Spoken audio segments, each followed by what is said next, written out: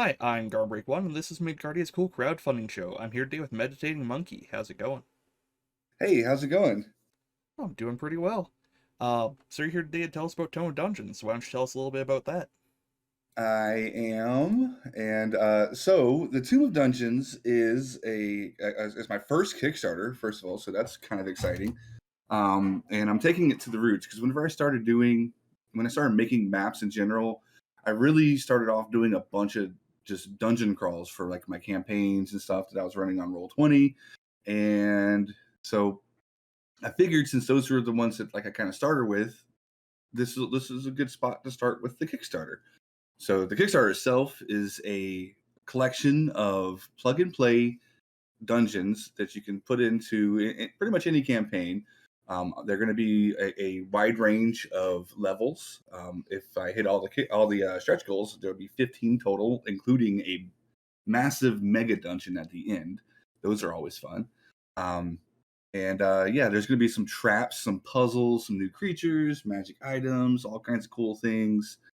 We even just unlocked a stretch goal today for some music that I'm going to have both myself and Micro Music is going to help out with. So that's pretty cool. And yeah. Nice. Ambient music can really kick a dungeon up to that next level for immersiveness. Oh yeah, absolutely. I love putting music into my dungeons. I for the longest time I was using the Roll20 jukebox, and then that one kind of has had its bugs lately, but I've been using Sirenscape a lot lately, and that's a really fun little program to use for music, especially since you can upload your own stuff in there too. Right on. So why don't you tell us a little bit about one of the dungeons? How about Death Mist Vault? So Deathmist Vault is so the little blurb that I wrote up on it: for decades, the Death Mist Vault remained sealed, and the vault was a sacred garden for the Death Mist flowers, an exotic species of flora in which a vile poison was extracted from. Now the vault is controlled by a motley crew of Dinzians led by a vicious drow and her brutal ogre bodyguard. So yeah, that one's going to be kind of like it's so the whole premise of it is it's going to be a ancient grove cave cavern kind of area that used to have like a druid that made these that kind of help make this garden thrive, and there's a lot of alchemist ingredients in there that grow flowers and whatnot, specifically one that I'm going to call the death mist flower. And it's a really it's good, it's a poisonous flower, so that's why this drow and her brutal ogre, they're actually going to be part of an assassin's guild. They kind of are living on the grounds now and extracting these poisons, and yeah. Right on. It sounds cool. I I like horrible flowers. Yeah, Uh, flowers are pretty cool. Especially like something I really like about in general is just like the whole there's not a there's a decent amount out there, but not a whole lot of alchemy inspired rules and things for fifth edition in general. I mean, there's some of them out there, but you don't see them that often. So, I mean, while this book isn't going to be focused on just that, I do want to try to hit on some of those things, like especially like that particular one, so that the players can kind of get some ingredients and they can really utilize those poisoner kits and stuff. yeah, those are sadly underused in many campaigns. For sure, for sure. So, what are the fulfillment options for this? So glad you asked. There's so basically it's pretty simple, cut and dry. And that's I wanted to make it as simple as I could for my first Kickstarter, but also include a good amount of content, stuff that's really worth it. But there are so obviously like I mentioned, there's going to be highly detailed maps. Each dungeon is going to be it's going to have its mastermind motives and whatnot, and treacherous traps and compelling creatures and intriguing puzzles and all that. But there is a PDF version that is available for $15. There's going to be VTT rewards, so you can get this on Roll20 or on Foundry or on Shard Tabletop for $25, and those will be cheaper than they will be once they hit the marketplaces by 20%. So they're going to be going for like $30 basically once they go up on the marketplaces. So getting them through Kickstarter is going to be the cheaper route. And there's also a physical printed book, which will be my first actual physical printed book that I've done. So I'm excited about that too. Then there's going to be combinations of them with the VTT rewards and the physical book. And there's also going to be a deluxe edition for $100. That's going to be the a deluxe copy that has a special cover on it and whatnot.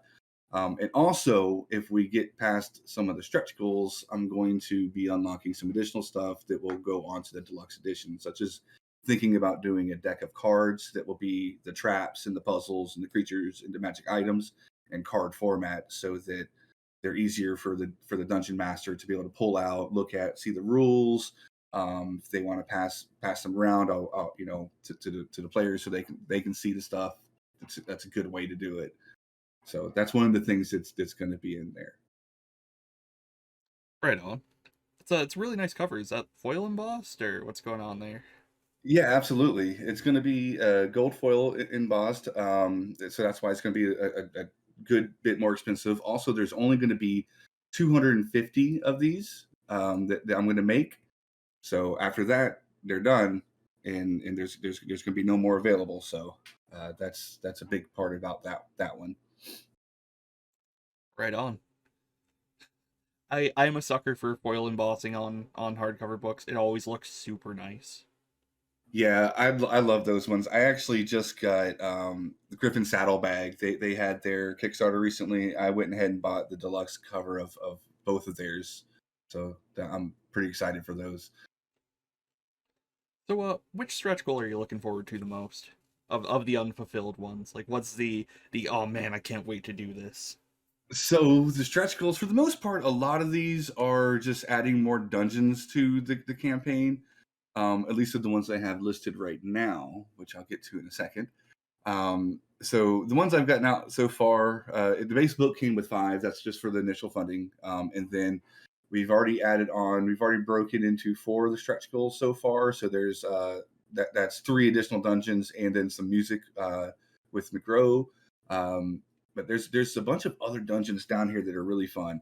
But some of the other ones that aren't dungeons that I'm a little bit excited for is the illustrated traps and schematics.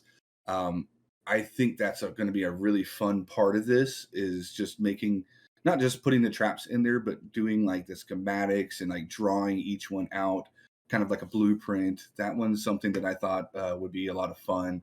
And also, like I mentioned earlier, the additional Mega Dungeon of Doom. That one I really, really want to do. And that's why I put it at the end of this list. But as you can see, there is more, and that's where the card deck is going to come in. And also, while it's not going to be a stretch goal that's going to be given out with any of the pledges on here, the main goal for this entire campaign is not just to fund the book, but also I want to be able to get a large format poster printer so that I can start doing printing my maps on demand.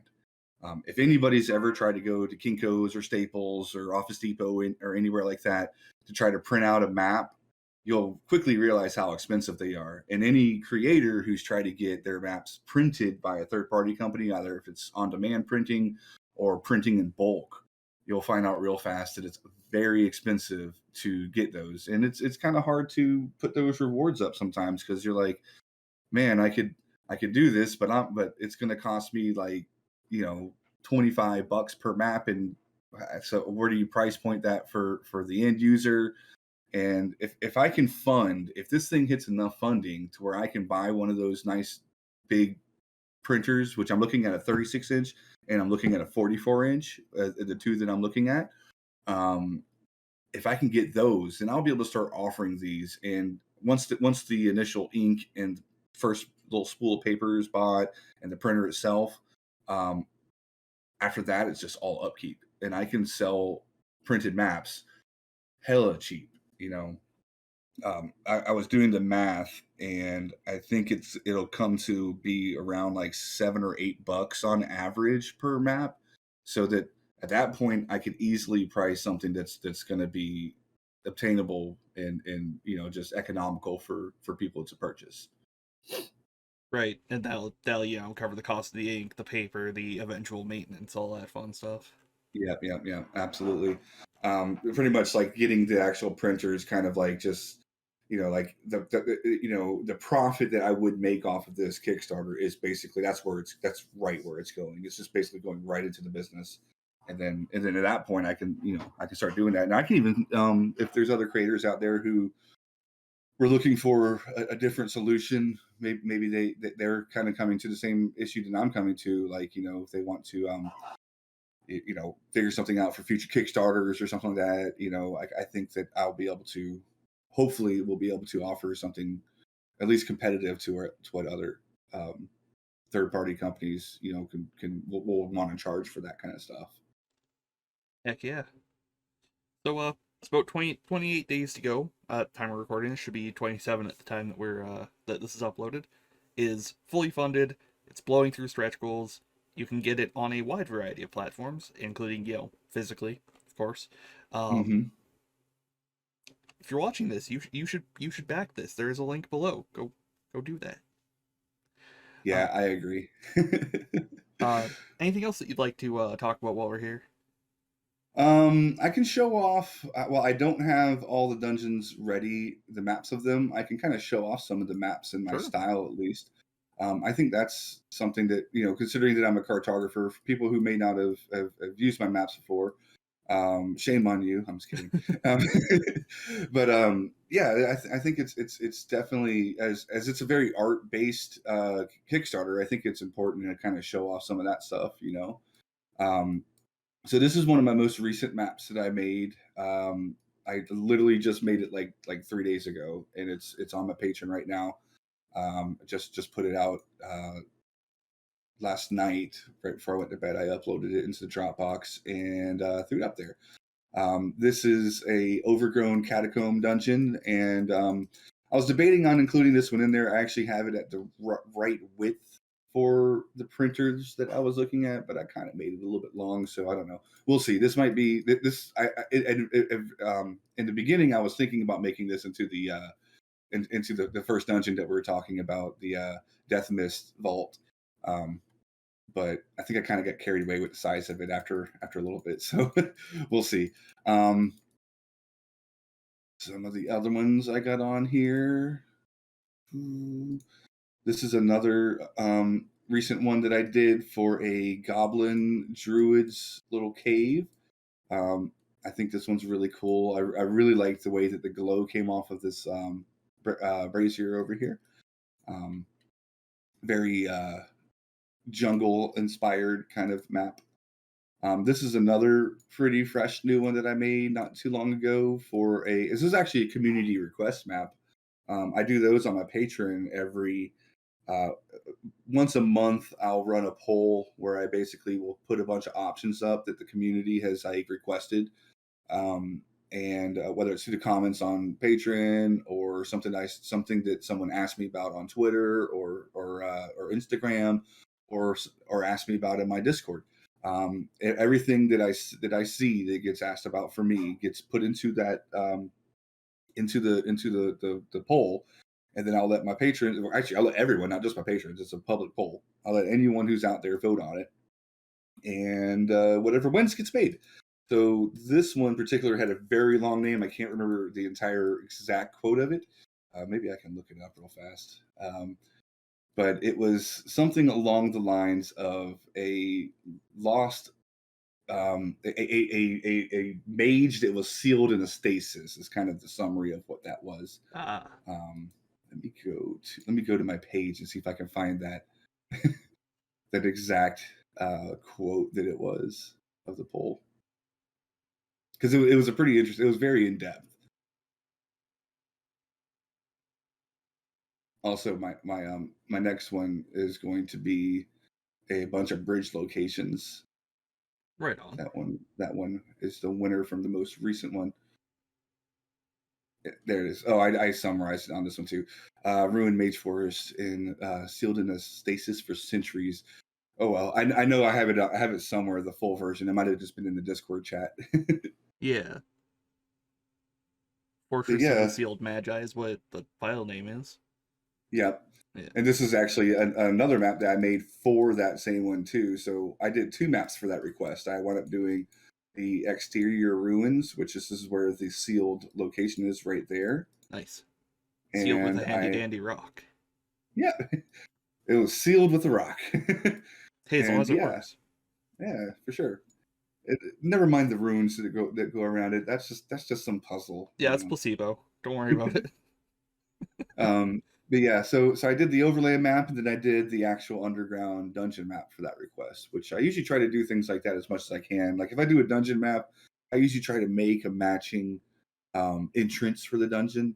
I think that's something that gets overlooked by some publishers sometimes. And it's just Yeah, it makes them feel more naturalistic and connected to the world, as opposed to like, exactly. you are now in an isolated instance. Exactly. And plus, you never know what's going to happen at the entrance. Like, you want to have a random encounter outside of the dungeon, or maybe you were being stalked by a tribe of bandits or something, and yeah, Heck, that's maybe there's there it multiple goes. entrances. That too. There could always be multiple. Actually, one of the maps I did have multiple entrances. Good, good. This one, as you see, like it's kind of hard to see because this one's just you got the edge of the map right here where Yeah. this main entrance is, but this other little bright spot over here Oh is yeah. a whole nother entrance to the map. Right on. Well, this looks like good stuff. And yes, you can get this for what was it? Shard, Foundry, Roll20 in print, in PDF. Yep. Yeah. Shard, Roll20, Foundry, and in print. Yeah. Yeah. All the printing, with the exception of this deluxe edition, is going to be fulfilled through Drive-Thru RPG, and I'll probably do the PDF that way too. I'm debating on it because I just know a lot of people like to have things get unlocked right on directly onto their account like that through Drive-Thru RPG. Plus, a lot of people go and get PDFs on Drive-Thru RPG anyway, so it's always good to have that. Like, if you ever like lose it, or if your hard drive crashes or something, it's a good way to be able to recover any of your content that you lose, is because your account on there is still going to have it. So I'm probably going to I'm definitely going to do all the regular printed books through them. That's actually how I was able to have my funding goal at the relatively low price of 2,500, because basically I don't have to really worry about if it doesn't fulfill too high of the bulk shipping. This is just all taken care of, and plus it's kind of easier that way in a way for my first Kickstarter. Yeah. Just going through them. But yeah, so I'm pretty sure I'm going to do the PDFs to them too, or at least I will give the codes out for them to be unlocked there, and I'll probably also send out like in a survey, I'll send out like a link to a Dropbox too, so people can pick up all the maps and the and the tokens that I'm going to make for it, and the PDF and whatnot that way too, so that it's as accessible as possible. Right on, right on. Well, Monkey, thank you for coming on. Yeah, thanks for having me. Glad to. And lovely viewers, there are links below. Please go click them. Check out the project. Back it if you like. And yeah, have a good night.